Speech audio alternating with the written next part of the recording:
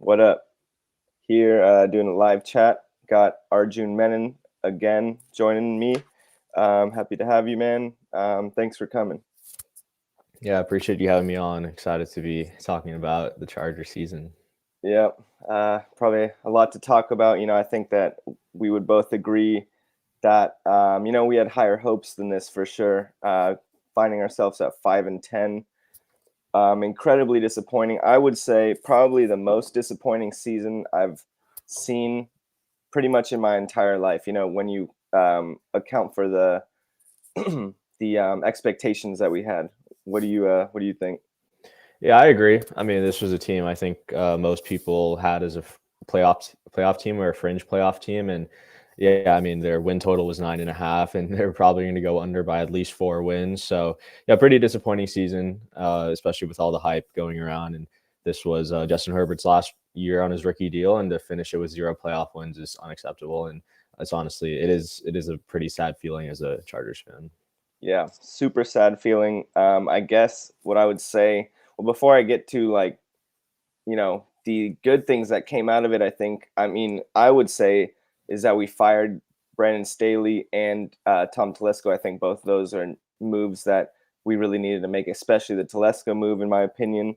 So that kind of gives us a little bit of hope for next season, although it's a big unknown who's going to come in, and we'll get to that later. But you would agree that's those are moves that needed to be made, right? Yeah, and I've said this in the past, but like I don't ever wish that people get fired from their jobs. Like at the end of the day, they are humans. But I think for what their resumes showed and the product on the field, I think it was warranted, and I think it was the right decision to move forward in a different direction. Yeah, definitely wish them the best in their personal lives. Um, you know, Hopefully they can get another job or whatever, but gotta figure out a way to win. So I guess now the first topic I have written right here, Yeah. 2023. I'd ask you, or I could answer first, in my opinion, but I'll ask you first. What do you think went wrong in this season? Yeah, I think honestly, I think the biggest problem was the defense just wasn't fixed. Still a bottom five defense by most metrics. When Brandon Staley was the defensive play caller, this was his defense. I mean, he got to pick the guys he wanted. He made the decision to move on from Drew Tranquil and sign Eric Hendricks. He decided to bring Joey Bosa and Khalil Mack back. They basically ran it back with the same roster, thinking that in Staley's third year things would improve, but instead it really got worse. A lot of the losses, there were times where the offense maybe didn't put up 100% or didn't do as much as they could. But I would say a majority of the losses would fall on the defense and their inability to stop good or bad offenses. I mean, the fact that the Titans scored, I think, like 27 points on us in week 2 when, Ryan Tannehill got benched for Will Levis, a couple of weeks later, like that is an indictment on the defense. And I think that would be the number one thing. And the number two thing would just be the injuries. Obviously, this is a very injury prone team almost every single year. And that is the risk you take when you have a lot of older guys like Corey Linsley. And that was obviously a very tough thing. The heart injuries, you can't really predict that. But Mike Williams has had injury histories in the past. Now Keenan Allen's missing games, Josh Palmer is missing games, Joey Bosa, again, another injury prone guy. But that is the risk they took this offseason when they ran it back with the same squad from last year. So I would say defense, injuries, and then, yeah, obviously another big one, the run game was just atrocious. I've done some work showing that if you remove the Miami Dolphins game, which, like, as a stats guy, you don't really just want to remove the best game from the sample, but really that was a huge outlier game for them. If you remove that game, they're probably the worst rushing team in the past decade by a large number of metrics. So I think just Yeah. the failure to establish any type of continuity or success on the ground really hurt them. Yeah, yeah, I agree with all that pretty much. The decision to just, like you said, run it back with the same guys without even really making any real improvements on this roster. Quentin Johnson not really doing much, not helping. Tooley, the only rookie that really did anything for this team. 1 out of 7. That's a Hmm. very bad hit rate. Just not even getting no any plan Bs. Obviously Lindsley is older. There's going to be injuries on the O line. Literally nobody, no backups on the offensive line that we can count on that has real starting experience. Like you said, no run game. That's what really frustrates me because we were garbage last year, did nothing for it this year. So don't really get how we could have expected to fix that, And then, yeah, of course, the defense has been just freaking horrible. It's kind of confusing because I think our rush defense has done a lot better than last season. We were like the worst rush defense probably. This year we're maybe like average, so don't really get how that fixed itself. But the pass defense is bottom of the league. Teams just having their way with us, and sometimes they seem to step up, but that's usually against bad quarterbacks, bad teams, not really doing anything against the good teams. And like what I would say is just the complacency. Again, I do blame that on Tom Telesco.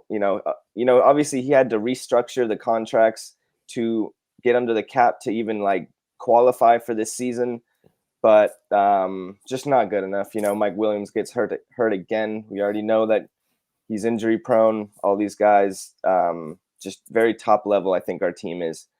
So yeah, I think complacency is what killed us this season.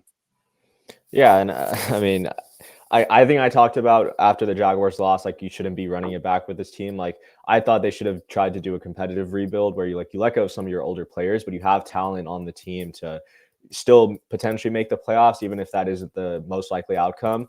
But instead, I think they pushed themselves further down the hole. And I'm not sure what the future looks like for 2024. I do think there's a chance they become competitive again by 2025. But yeah, I think in 2024, there's probably going to be some hard moves to be made, especially for some of the bigger names on this team. Yeah, yeah, I totally agree. Last point on that, on the previous point, yeah, Tom Telesco, I think with the complacency, I think he knew that he was entering his last season. He just didn't have the mindset or the guts or whatever to make some big moves in his last season. Just you live by the sword, you die by the sword, I guess. Mm-hmm. So, and honestly, I think that maybe we can be competitive next season if we get motivation under a good leadership from the coach and management. I think it's possible. They showed some heart under Giff Smith, the new head coach. Seemed okay. I think we could do it. I think as long as we have Herbert, anything is possible. But maybe that leads us to our next point, the head coach. There's been talk about Bill Belichick maybe coming out of the Patriots, Ben Johnson from the Lions, Jim Harbaugh from Michigan, and I think are you in Michigan right now? I'm in California, but I'm still a student at Michigan. Oh, for holidays. Yeah. Nice.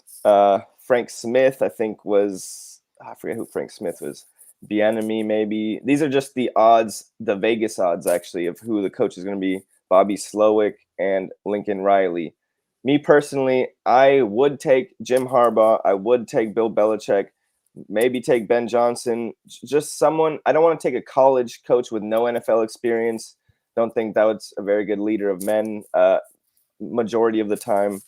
And I would like an offensive coordinator, preferably, probably to get things going. Just leave the defense to a good defensive coordinator.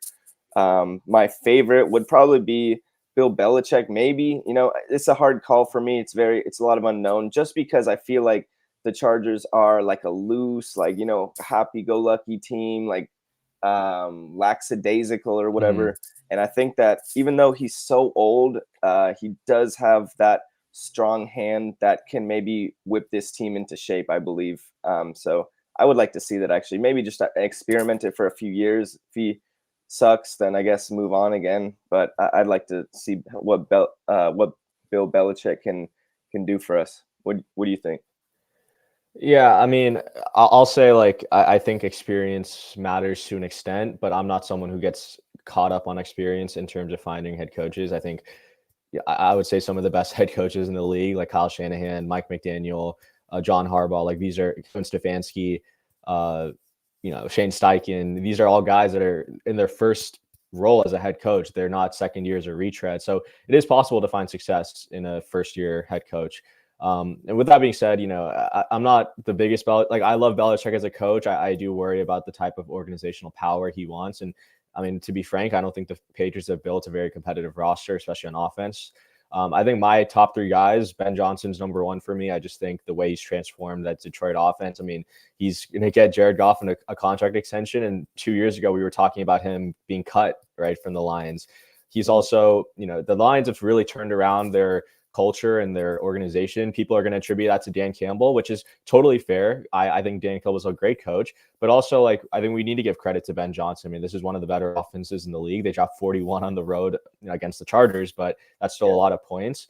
They've built through the offensive line and, to your sake, the run game, I think, which, I think like the Chargers have talent at receiver, and I think they could add some more in the draft or free agency. But I think the way he's maximized the strengths of his offensive line, and he's been able to work around all of the different rotations they've had. They've had 8 different offensive line combos this year, and still they have a top 5 run game and a top 8 pass offense. I think that's very, very impressive to me. And so he's my number one guy. My number 2 guy might surprise people. I really like Mike McDonald from the Ravens, the defensive coordinator. I know he's not an offensive guy, but I think it's been so impressive how he's been able to withstand all the injuries.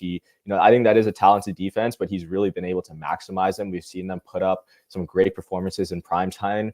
I know the 49ers game that was just on, that's going to cause some recency bias. And yeah, maybe some of the interceptions were luck, but still, like the 49ers threw 5 interceptions. Like not all 5 you can say are luck. And I think just the way he disguises his coverage, the way he's able to maximize guys like Kyle Van Noy and Jadeveon Clowney, who are combined, making $4 million this year. I think that's been very impressive to me. And then, yeah, my final guy would be Jim Harbaugh. I think just the level of success he had in the NFL, how Michigan has done a great job the past 3 years. I think that's very impressive. And I think his experience is worth, and I think he'll be able to bring over a great staff. So those would be my 3, 2 offensive, 1 defensive guy. And then, I'm not too worried about experience in terms of head coaches. I just want to tie the right one. Yeah. I think that all makes sense. I can definitely get on board with that. Yeah, Ben Johnson. Of course you can't deny what he's done with the Lions. The offense has flourished, came out of really nowhere to become something great.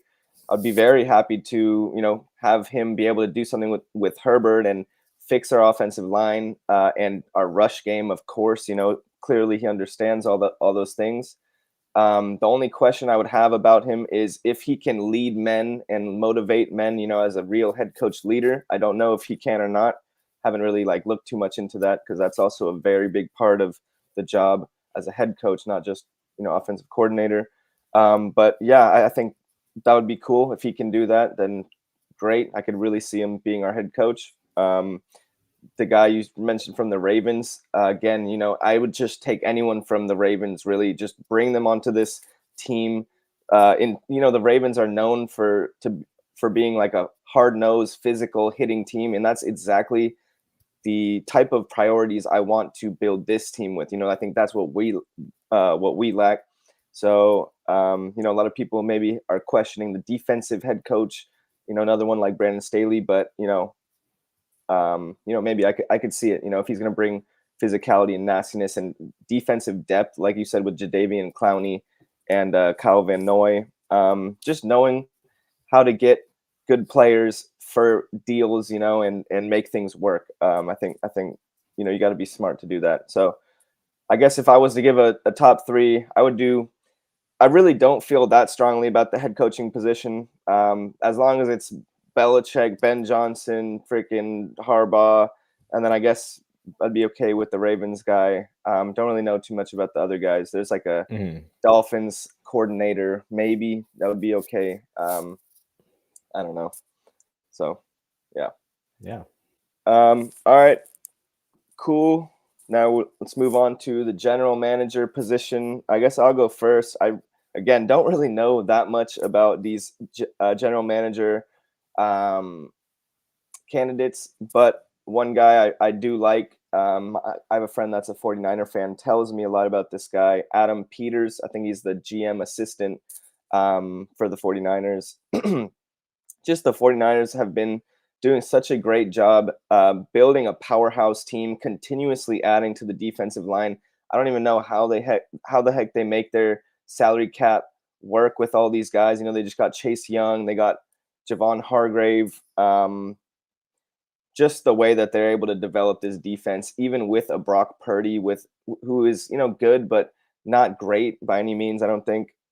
Just had a horrible performance against the Ravens. But what they've been able to do, just building a solid team, is we're like the opposite of them. We're like a quarterback with a bad team, where the 49ers are a good team with an okay good quarterback. But that's who I would like. Do you have anybody in mind? Yeah, yeah. Adam Peters is my number one guy. Honestly, I think the way I thought about the GM search, I want someone who's either been like just a part of a successful organization in the past, or I want someone who's been a part of an organization who has successfully built a team around a quarterback with a veteran deal, like a contract extension. So yeah, Adam Peters is number one. I mean, the 49ers went to the Super Bowl when they signed Jimmy G to a relatively top of the market deal after they traded for him, right? And they've drafted very well, obviously, and we don't really need to get too much into him. I think a couple other guys I really like. There's a guy, Brant Tillis. He's the VP of like player or football operations for the Chiefs, and he's their main cap guy. He's the guy who basically created the Patrick Mahomes extension. He's also been a part of their drafting and how they built a Super Bowl winning roster last year around him by drafting guys like Trent McDuffie, Brian Cook. Even though the Tyreek trade maybe in hindsight worked out better for the Dolphins, the Chiefs still got a Super Bowl out of it, and I still think they have a competitive roster because of how he's been able to manage the cap. So he would be another guy. Alec Hallaby is the assistant GM for the Eagles, been there for over a decade, just overseeing multiple quarterbacks, how to build a team around a rookie contract guy, but also build a team around Jalen Hurts and his strengths. And now that they've given Jalen Hurts his extension, they've had to, build a team around him. So those are a couple people I like. And then the last one, Joe Hortiz, he's the director of player personnel for the Ravens. Similar thing. Lamar has his extension, and now they've built a team that is number one in the AFC around him. And they found cheap veteran guys like Clowney and Van Noy, and like Nelson Aguilar to kind of produce in spurts for them when they've needed that extra boost. And for I would say the Ravens have drafted relatively well and found guys at each level in the draft. So those are some guys I really like. Again, winning organizations or top guy in terms of helping to manage the cap around a veteran quarterback deal. Yeah. Again, I agree with that for sure. Some other names I just wrote these down.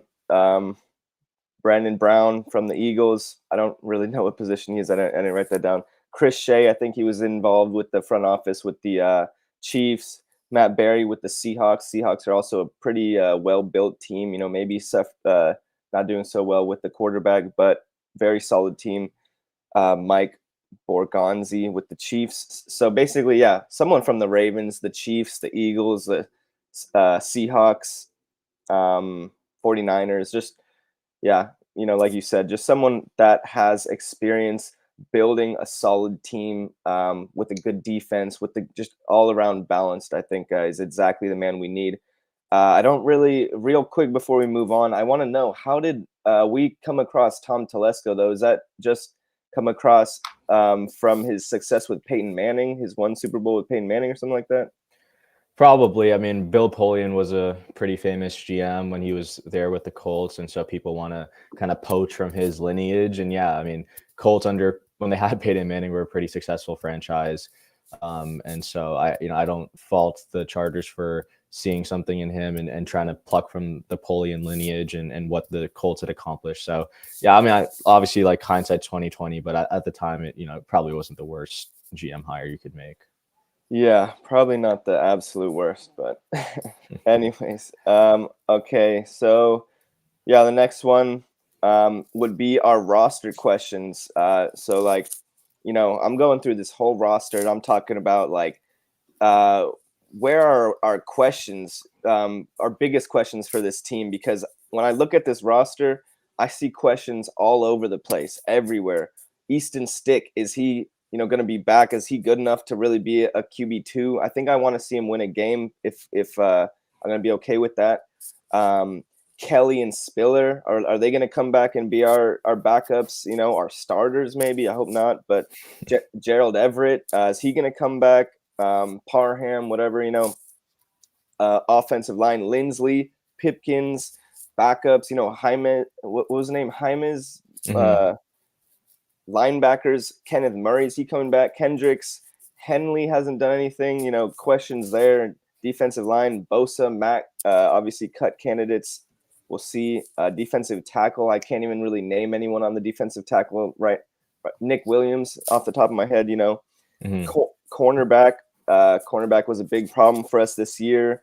Sante Samuel Jr., he's undersized. I still like him, but he's undersized. Davis is a little, he's a liability, Yeah. I don't know. Just here, Taylor, Dean Leonard, backups, and then safety, Derwin, Alohi, and JT Woods not even doing a single thing for us this season. So when you look at this roster, like, I don't know, what do you think? Like, where would you, I don't know, question first? Where would you go first with it? Yeah, I think the biggest question to me, the biggest question is interior defensive line, just because there's like no one there. Like Austin Johnson's a free agent. You cut Joseph Day. Scott Matlock is, inactive for Nick Williams, and Nick Williams is going to be a free agent. So you have Morgan Fox, Otito, and then Scott Matlock, and that's like not an impressive room at all. They don't, Fox might be the only average starter on the team, and he's mostly, a rotational pass rusher. So you need like starters there. So just in terms of numbers, yeah, I think interior defensive line, then corner, like you said, there's no alpha. I think Asante might be an okay number 2, but he's definitely not a number 1. I think this year showed it. And then slot corner, I mean, it's been a disaster for years. I feel like since Desmond King got traded. And so I think just here Taylor is, again, he's probably a below average corner. You got to upgrade that somehow, whether that is in free agency or the drafts. And then just finding an alpha cornerback 1, that's not easy to come by. And, you can't just pluck one in the draft. Drafting cornerbacks is not an easy thing just because it's pretty hard to project scheme and measurables. But I think that's a need. And then finally, running back. Like, I think, Austin Eckler is going to be a free agent. Joshua Kelly is going to be a free agent. They need a complete transformation of this running back room. And I think there is some amount of investment that needs to be made. How much or how little that is, that's, I think that we'll figure that out later, but they just need to find like who does what. They need to have specified roles. You can't have Austin, like, I don't want them to bring Austin Eckler back. I think, he's had a good career. He's done well for the Chargers as a receiving back and helped out in the run game. But at this point, I think you need a veteran guy in free agency, and then you need to draft one. And you can't really rely on Isaiah Spiller. The guy was inactive for like 7 games this year, and they only carry 2 running backs because he adds no value, or at least that's what the coaching staff thinks. So just a complete transformation of the running back room. I think that's it. That is necessary. I don't think there's a first round running back worthy this year. So I would prefer not to see that in the draft that high. But yeah, I think just finding someone who can help the ground game a little bit more and just obviously replace Joshua Kelly and Austin Eckler, just because both of those guys are going to be free agents. And I think a new regime, probably they're not going to even think about re-signing either of them.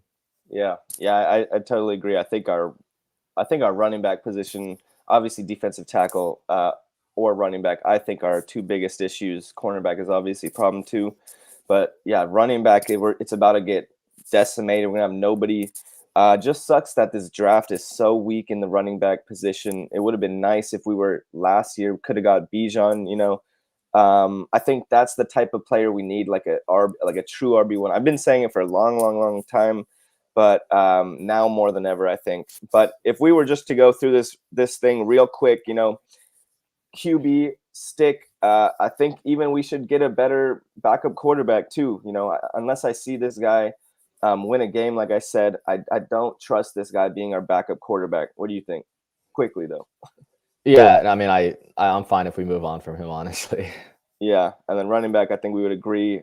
Probably, it needs to be addressed. Good draft pick and probably a free agent.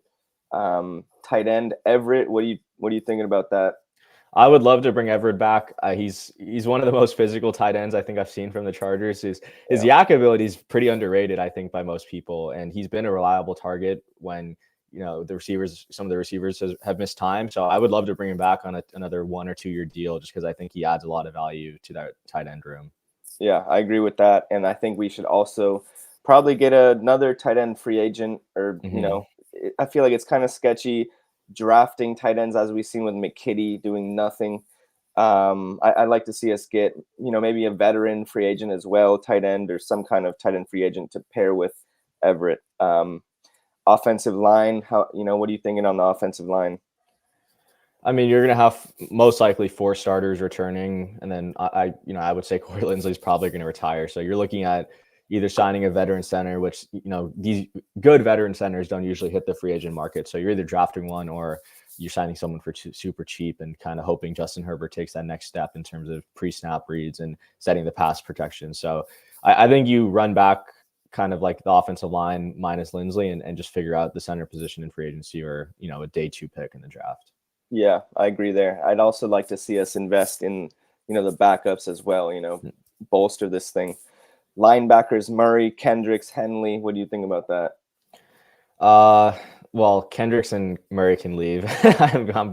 I'm done seeing Kenneth Murray. I don't want to see him in a Chargers uniform again. I think he's a good guy, great character. But I've grown tired of seeing his coverage lapses and everything, and his missed tackles. And then Kendricks is probably a cap liability. It seems like he's a Staley guy. He's also on the wrong side of 30. So I think you just take the cap savings and try to find another veteran or draft someone who would step up with Henley.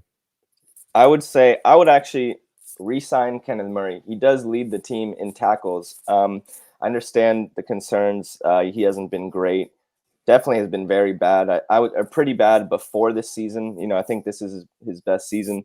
But I just think that we have too many holes on this team. I would maybe re-sign him to maybe 2-year deal or something like that. And then because we still haven't seen Henley do anything. It just would, if you let those two guys go, I think it creates another giant black hole vacuum in that linebacker spot that can really cripple this team further. But okay, defensive line. Well, we'll get to the cuts, I guess. Defensive tackle. I think we would both agree that defensive tackle should be addressed in the draft, right? Yeah, and I mean, it seems like there's only one main guy, and that would go in the top 10, and he's probably near the bottom of the top 10 rather than 5 or 6 where the Chargers are picking. So you Yeah. probably got to address that in free agency in some way as Yeah. well. Cornerback. Also, I think we'd agree need to get a cornerback draft free agent. I kind of like that guy Kool-Aid McKinstry. He Hmm. looked pretty beast. So maybe in the draft, but yeah, should be addressed as well, I believe. Yeah. Safety as well. Derwin, Alohi, and JT. What are you doing with that? Leaving it? Well, I think Alohi's a free agent. I wouldn't mind bringing him back on a cheap deal. He's only had 1 year as a starter, so I don't think he'd cost us very much. Hmm. And he's been very productive in terms of taking away the ball. So I would look to re-sign him. Obviously, there's a limit to where I'd go, but I think as a day 3 pick, he wouldn't cost that much. Yeah, I'd agree with that. I could see him coming back. He's been one of the only depth players that has stepped up. JT done nothing at all. McKitty, all these players done nothing. Although he has at least been serviceable. He's been kind of good. Still would like to have a better team, but we just have way too many holes to get everything in this off season. So that leads us to our next topic right here.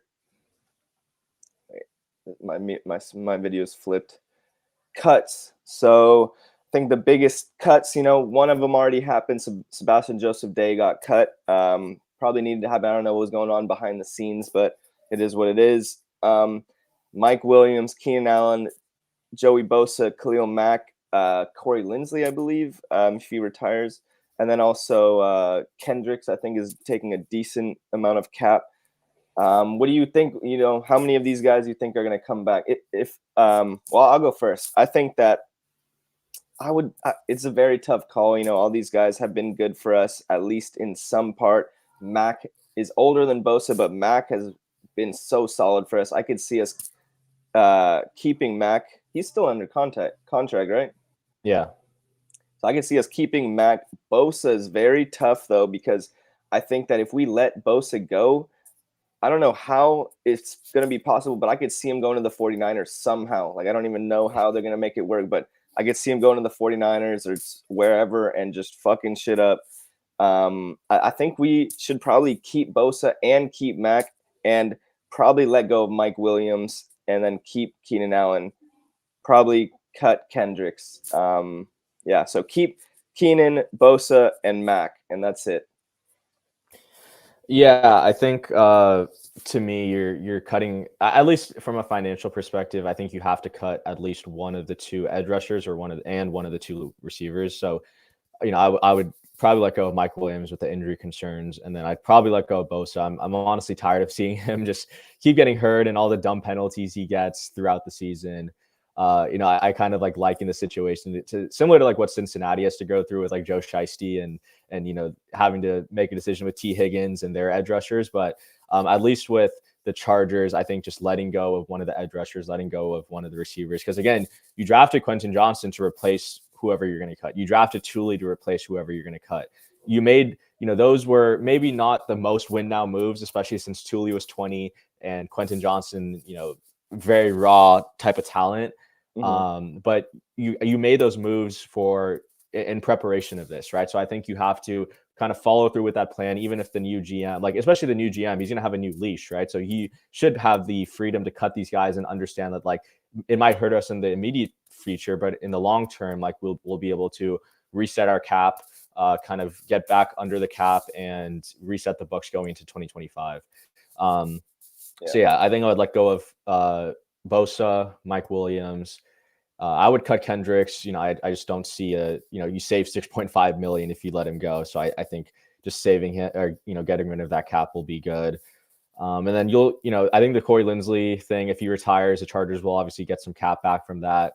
But otherwise, there's no one else really that makes a lot of sense to cut, unless you're just trying to get rid of depth and gut the roster completely. But I think, so like I said, Bosa, Mike Williams, Kendricks, and then you'll probably have to let go of Linsley, and he'll probably retire just to make that possible.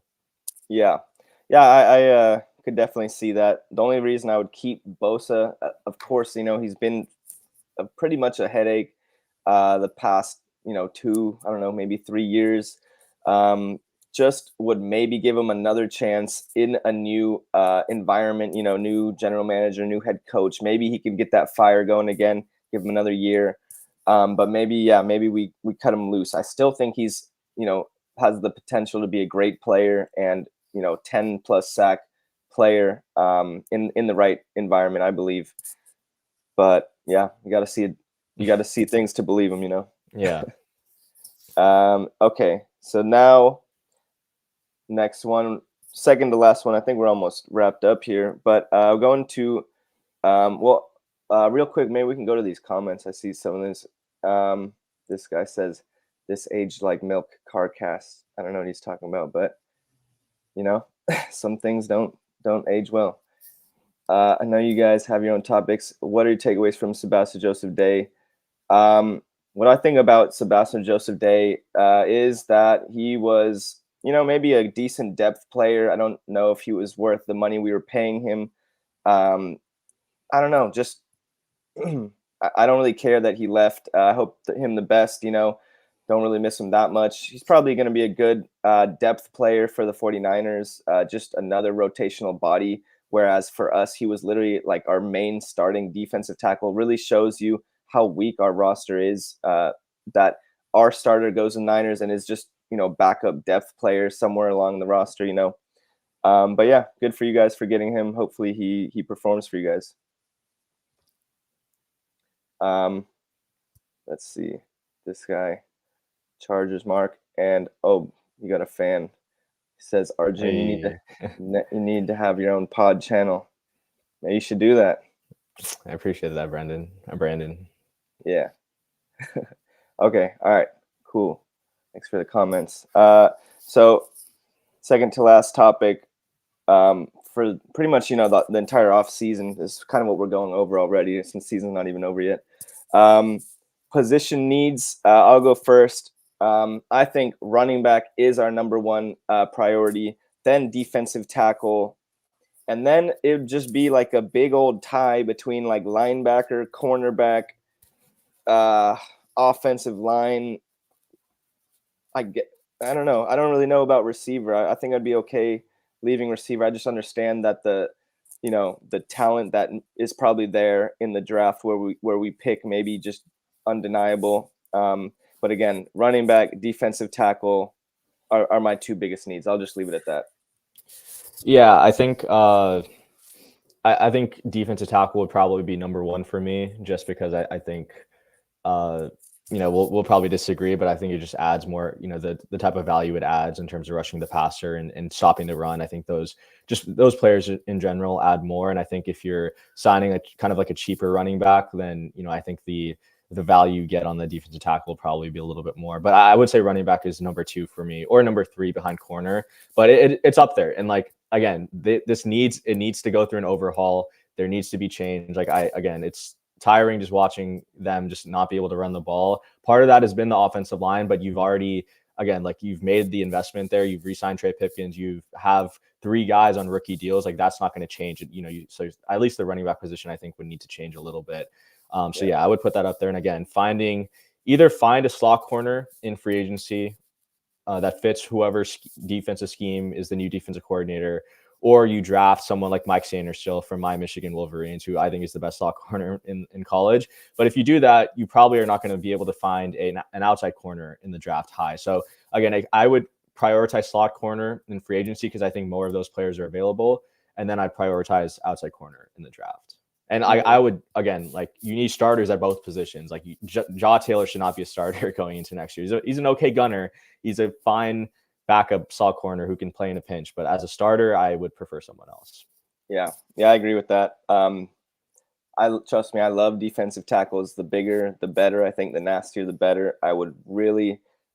The one guy, the Illinois guy, I don't know if he's really worth that top pick. Maybe time will prove me wrong, but I think in the second round, maybe later on, I would love a big defensive tackle that can, just turn this team into a more hard-nosed, nasty team, not just a team that gets bullied.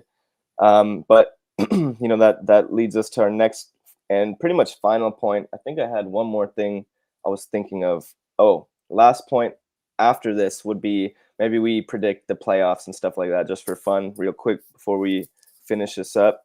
But in the draft, maybe we're looking at a top 5 pick, definitely top 10 for sure, with great players coming out like, Marvin Harrison, obviously Bowers, Neighbors, the cornerback I like, McKinstry as well, as well as some offensive linemen and maybe a linebacker, I'm not sure. But what is your mentality going into the draft with that pick and the rest of the picks, as well?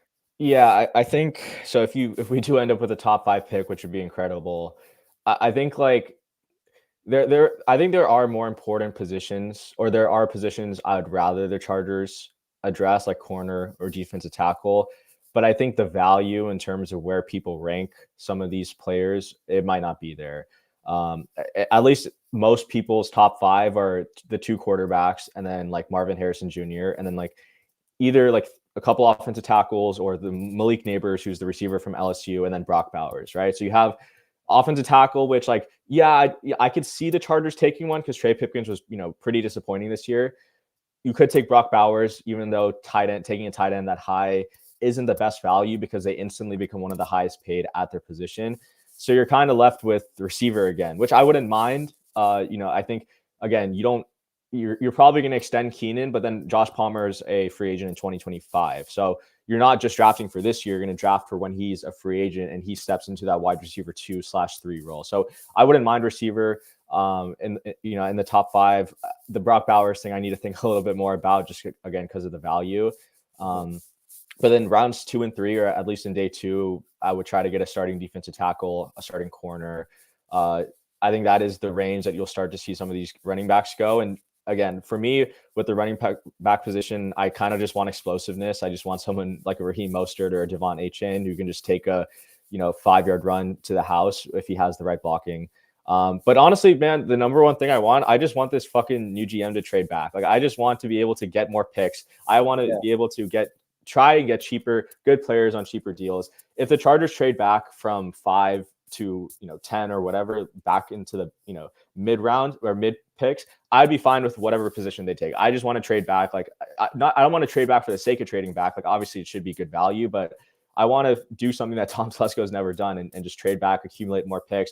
If you get another day 2 pick, again, you can spend that on a running back. I don't care. Like I really don't. Like, but just I want to see that kind of investment, just understanding not to have too much overconfidence in your drafting ability and to have more picks that you can throw darts at. So yeah, I would start off with the, receiver or edge guy, or not edge guy, receiver or corner. And then day 2 should be D tackle, running back, another corner, receiver, or whatever you just didn't take in the first round.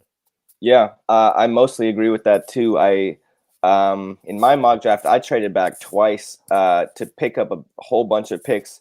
Again, the problem is that this roster has holes everywhere. Where our roster is looking like Swiss cheese. Need just freaking depth, new starters. Just this roster's fucked up. Although at the top 5, we do have Marvin Harrison and Neighbors. Looks like a great receiver. And also, yeah, like I said, Bowers, the tight end. Maybe he can be like a Travis Kelce type. I could see maybe taking one of those guys for the value if it's just like off the board, crazy blue chip talent. Maybe the value is just there to take it. I could see that. But yeah, trade back, get more picks. Definitely need to address defensive tackle, running back, and offensive line as well. All these crazy things. So yeah, I mean, I guess the only bad thing to do would be to draft, stay at whatever position we got in the first round and pick some crappy dude and miss on another first round pick. That'd be the worst possible scenario, I think. As long as we don't do that, then we should be on the right track to heal and improve ourselves. It's really going to matter on our general manager, whoever this new guy is. I don't believe in JoJo Woolen just because he's been there with Telesco. I'd need somebody else. Hopefully it's Adam Peters and the guy is actually smart, as smart as we think he is. And yeah, it's just going to depend on that general manager, just like it depended on Telesco.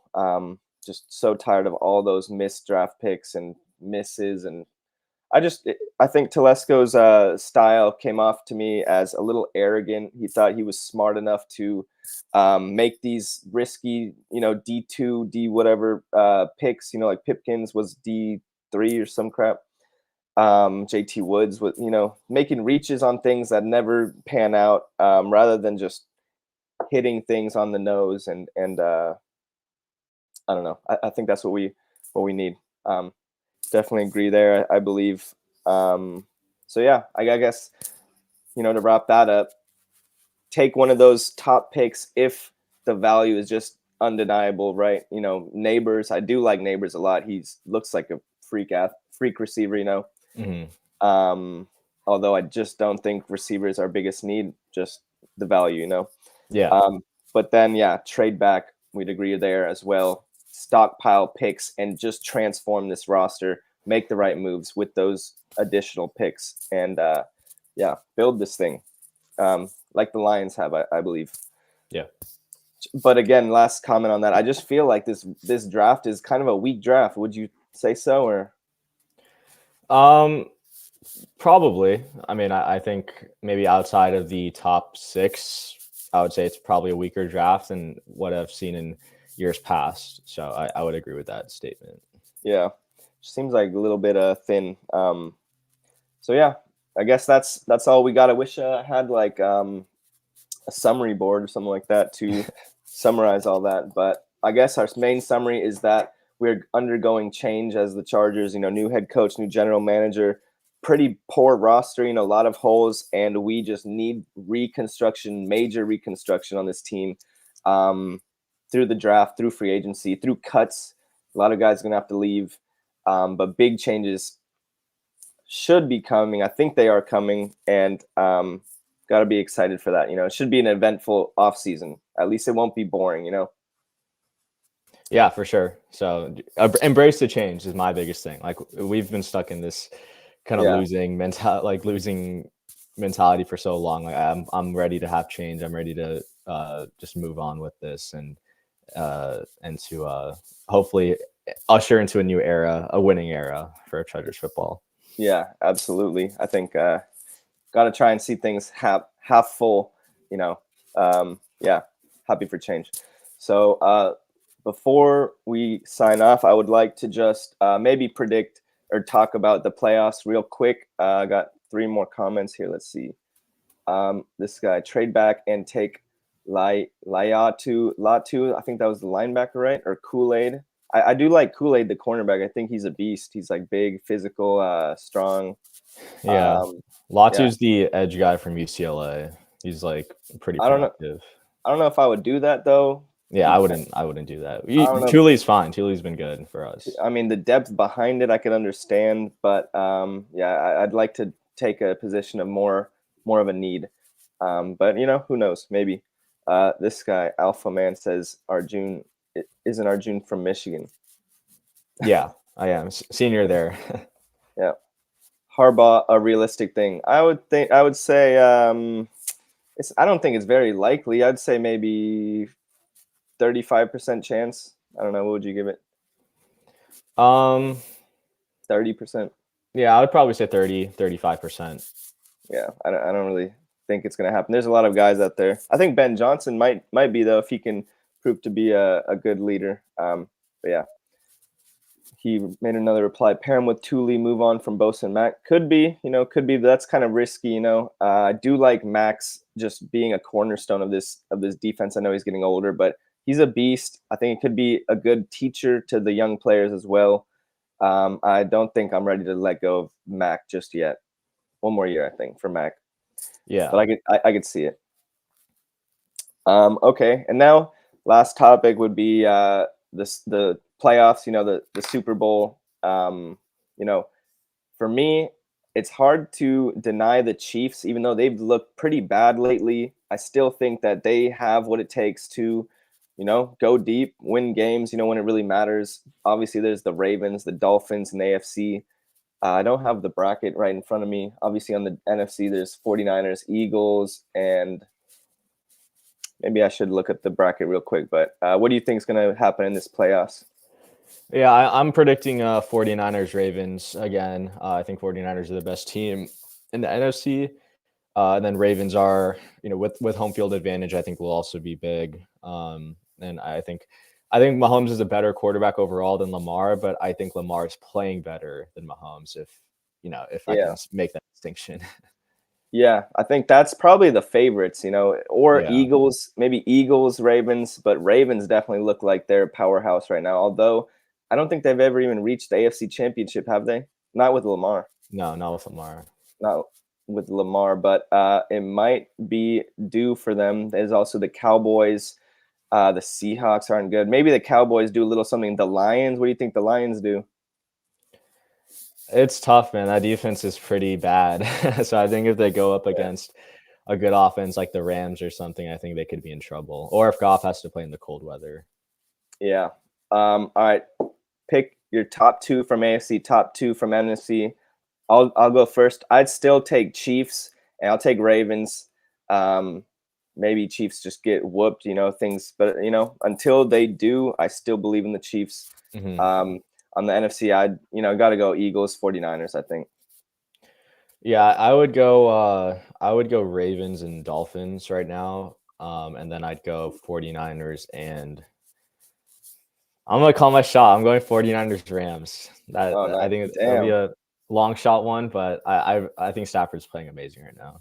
Rams. Wow. That would well, they've won it before, so they Hmm. still got Aaron Donald. You never know. Once you get into the playoffs, everything changes. Only one team gets a bye as well. Yeah. And for my number one winner, I would shoot, it's such a tough call, but I would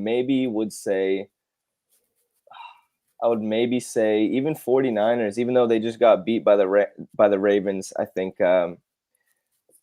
such a tough call. 49ers or Ravens, yeah, but I'll go 49ers, I guess. Yeah, I would too. You got Niners? Yeah. Alrighty. Well, Niners were predicting to win the Super Bowl. Very tough call. But yeah, that's about it. Let's see. Oh, got two more calls. Alpha Man. Definitely need the coaching to shift this team to new mentality. Yes, absolutely. I agree. Appreciate the honesty. No problem. Rams going back to the Super Bowl. He agrees with you. So, All right, that's about it. I mean, that's the off-season wrap up. Maybe well, I appreciate you coming back on. I think we have a good time on here, talking about a lot of topics. Maybe we'll do this again if when we get a new coach, new general manager, things start to develop further. Still, not much change has happened. Just got to enjoy the rest of the season, I think. So yeah, thanks for coming back on. I appreciate it. Appreciate you coming back on. Yeah, appreciate you having me on, man. Have a good day. Yep, you too. Happy almost New Year's. Yes. All right, later. See you guys.